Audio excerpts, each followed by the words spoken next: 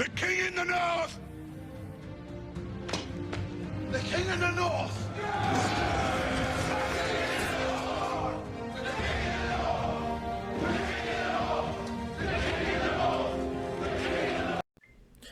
Yo, as always, like, share, subscribe. Now let's just get into it. Now, before I get into this, I had a commenter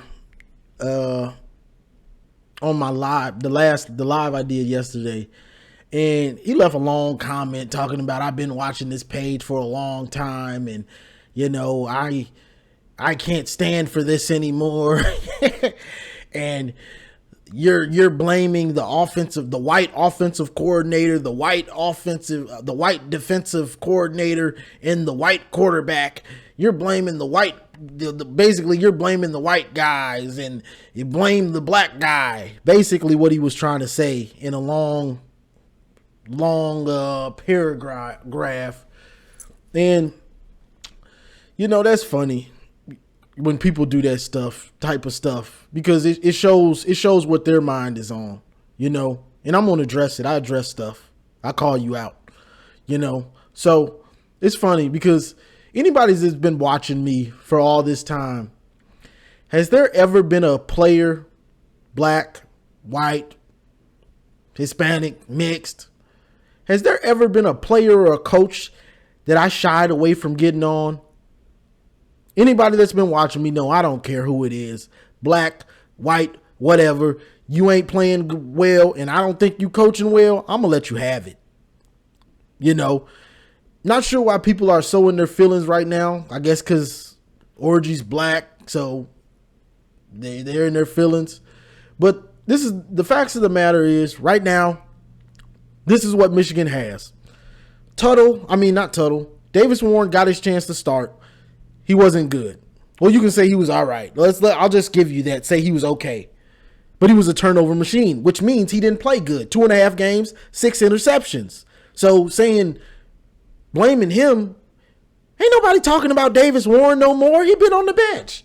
But when he was in, he was a turnover machine. Moving on from that. A coach's job is to put a guy in position to be successful on offense and defense. Wink has put together great game plans in the last two first halves. The second halves, he's looked lost almost. So he gets called out for that. Kirk Campbell, his play calling, he's had some times where it's looked good. For the most part, it hasn't been. So he gets called out. And I'll call out Sharon Moore too because he hired him. I don't care about black, white, whatever you is. If you ain't doing your job on that field, on that team, I'm going to call you out. So don't come on my page with your biases. He tried to say, oh, your biases. No, that's your biases because you own some race war stuff. That's what you own. You've never heard me talk about race like that because I don't really care. I want somebody that's doing well. That's what it's about for me. Warren had his chance. He won good. 6 picks in 2.5 games. Sit down. Jack Tuttle, he's injured. He can't even play because he can't be healthy. He's not even the backup right now. Warren is. And Jaden Denegal, he's like 4th string. So he ain't getting no reps in practice. Jaden Davis is redshirting. This is what we got right now. So take your race war, your race baiting, take that somewhere else. We talking football over here, boy. You going on to that, that's that politics and all that stuff. You go to one of them channels. Don't come up back to my channel with it. I don't care if you unsubscribe. I don't care what you do. Don't come back over here with it. You take that race war stuff somewhere else. Now let's just get into it. So Michigan will play Washington this Saturday. I believe it's 7:30 on Peacock. Not Peacock, NBC. So Washington is what, 3-2 this year, coached by Jed Fish. He was at Michigan during the Harbaugh era. He's good at what he does. He's good. You know, he was a quarterback coach. I think he was a passing game coordinator when he was at Michigan in like 2015, 14-ish. And I think he was in the NFL, went to offensive coordinators, got hired at Arizona, and, you know, now he's at Washington. He's a great offensive mind, especially for the passing game. You know, they're 3-2. Who did they lose to? Let me see this. They lost to Washington State 24-19. They beat Northwestern. They lost to Rutgers 21-18. Then they played like two cupcake teams, beat them. Now, Washington, what they do on offense, they have more of a quick game. Like, they can run the ball, but Jedd Fisch, he seems to get away from the run game. They probably could have a pretty dominant running game, maybe, because they have a good running back. They have a good running back, but they get away from it with Coleman. He's got 521 yards, 7.2 average. He's averaging 100 yards a game. So he's a stud. He's a stud, Jonah Coleman.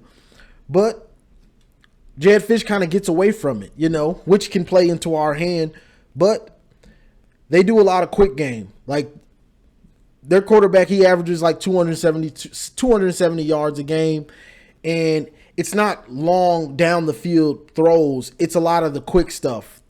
Quick game, 3-step drop, get rid of the ball. You know what I'm saying? So going against them, you know,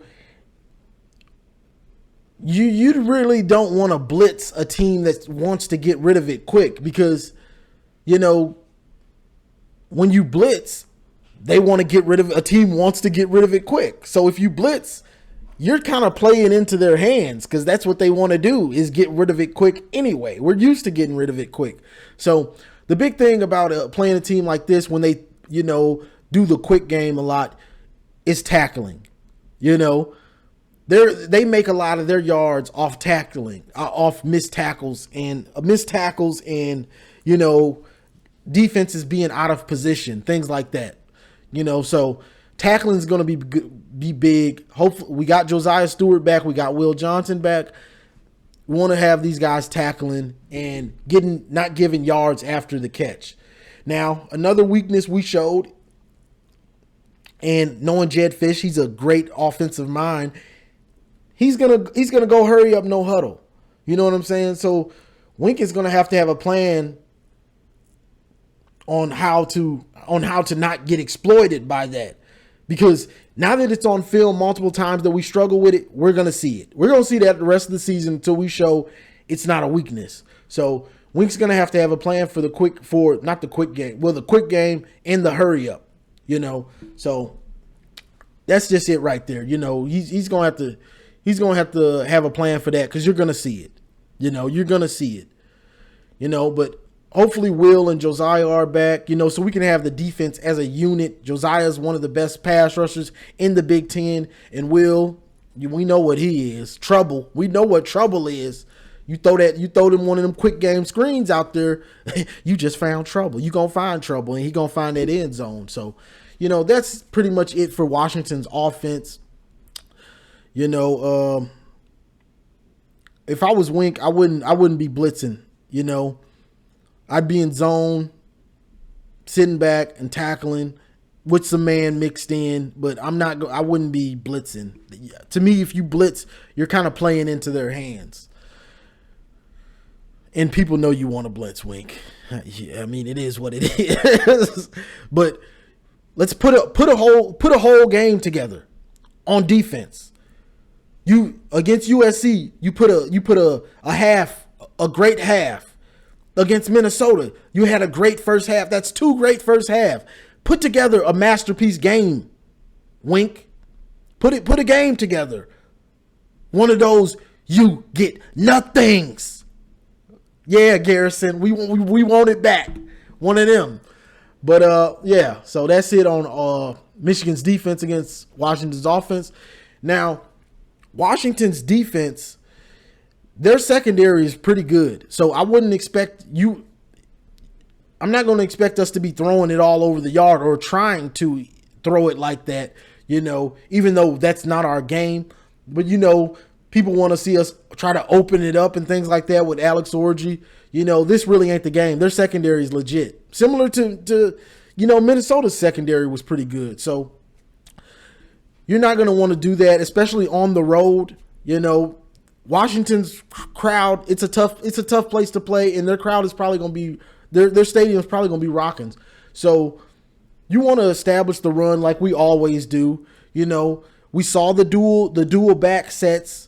Want to see more of that from the jump.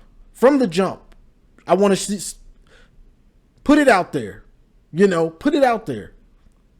We and like I was saying on these lives and different videos I've made, we don't got the luxury to be saving plays, and we don't want to show our hand. We don't got the luxury. We got to show our hand for the most part. You know what I'm saying? We have to. If you don't, and you let teams stay around, or you're getting conservative, you might mess around and lose a game that you had won. You get what I'm saying? So we want to come out and we want to see those dual back sets. We want to see those to create confusion on the defense, whether you're going to run it or you're not. When Donovan goes into the slot and you're having him motion in and motion out of the backfield, it creates confusion, which in turn creates holes for Mullins to run through, and it makes the defense lose focus because they have to pay attention to what's going on, whether it's him coming into the backfield or out of it, So we want to see that creativity in the run game and in the offense.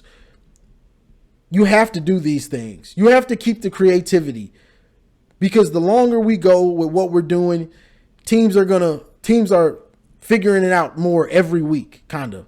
So you want to show this creativity in the offense, and yeah, we want to run it, but you want to run it out of different sets, find different ways to run the ball. You get what I'm saying? So that's it right there. As far as the offensive line, when you do pass block, when you do call passing plays, you want to give Evan Link help. You want to give the guys that for sure need help, which the offensive line ain't played that well. Multiple guys need help, but Evan Link needs help. He needs it. So I'd like to see them give him help more often when you call those passing plays. And also, I want to see more read. There's been, people are saying, I don't think those are reads. Other people say they aren't. They are. I'm not seeing it. I'd like to see Orji more on the read, because some of those, it was wide open for Orji to keep it. You get what I'm saying? I want to, if you're going to start him, you have to try to use him in the running game a little bit more, to me. That's just me. Hey. So I think you need to use him, but third quarter, I liked what I saw on that drive, the creativity with the dual backs and things like that. You want to see Mullins probably get 20 to 30 carries, and you want to get Donovan probably 10 to 15 touches. So that's out of the backfield, and that's handoffs also. You want to get those guys the touches and keep the creativity. You have to be creative. One thing about us this year, this isn't last year where you had a veteran team, you had Jesse Minter cooking on defense. So Harbaugh could afford to get conservative. Like, let's say this was last year and we go up 24-3. Harbaugh and JJ threw a pick. It didn't matter, because we could be conservative and punt it to him. And the defense is going to get off the field, or maybe even get a touchdown or a turnover. And the game is won at 24. We don't have to score. Last year we didn't have to score anymore. We're up 24-3. That's game. We'll punt it to you the rest of the game. You ain't scoring, boy. You ain't scoring. You might get 3 more points and you lose 24-6. And you might get 24-10 if you're lucky. You get that last second touchdown at the end when we all know it's over. But this year, you don't have the luxury of getting that conservative on these leads. You know what I'm saying? Because this isn't a veteran team like that. So you have to continue to try to cook on offense. You have to continue to try to be creative on offense. You have to continue to cook it up. You don't have the luxury of, we're just going to get conservative and we'll just keep punting it. Boy, we might lose. You got to continue to cook because the defense doesn't have the depth to stay on the field like they did last year. Last year they could be on the field.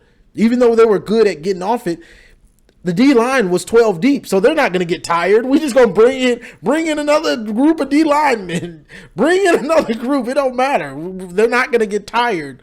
They've got three starting defensive lines, basically. So that was the thing. This year, you don't have that luxury. So you have to, on offense, you have to keep being creative, trying to get big plays and trying to continue drives so you can play complementary football. So the defense doesn't get gassed. So that's the thing. And, I don't give scores. So, I'm not going to give one, but, I expect this game to be kind of, I'd love to see Michigan put together a complete game, because people doubt us. But then you see the first half against USC. You get nothing. Oh, it's back. Hello. You see the first half against Minnesota. You get nothing. Them boys got lucky field goals almost. Minnesota, that wasn't a catch. And USC, they got the field goal earlier. But that was a you get nothing first half. Let's see the full complete game. Michigan, we haven't played a complete game. And I know somebody's going to say, well, you're asking a lot to try to play a complete game on the road. Well, you was at home all that time. Maybe you need to be on the road so you can band together as a team. Let's get it. Michigan against the world. Michigan against the state of Washington. You get what I'm saying? So that's the thing. If Michigan can put together a complete game, I have no doubt that they'll win. If they can put together a complete game on offense and defense, because we haven't seen it yet. From the first game to last game, we haven't seen a complete game where you're like, yeah, them boys was clicking all game. Like, yeah, the offense, run game was clicking first half, second half. The defense was clicking first half, second half. Yeah, they gave up a few plays, but man, them boys was balling. We ain't seen it yet. Let's see it. We know you all got the potential. Let's go and see 4 quarters. And then we ain't got nothing to worry about. They put together four quarters of good football, good fundamentally sound Michigan football. Hey, we going to be smiling. Hey, I might bring an apple out. You know what I'm saying? I might have to bring an apple out. We got the national championship rematch. We don't want to lose to them. They're going to be thinking that was their championship. If you guys didn't cheat last year, this is what would have happened. All that type of stuff. They're going to come out the woodwork. That's what happens when you mess with the purple rain. All right, shut up now. now you're getting ridiculous, The purple rain going to come out of the woodwork, so... But that's all I got for this one, y'all. Like, share, subscribe, and as always, go blue. It's great to be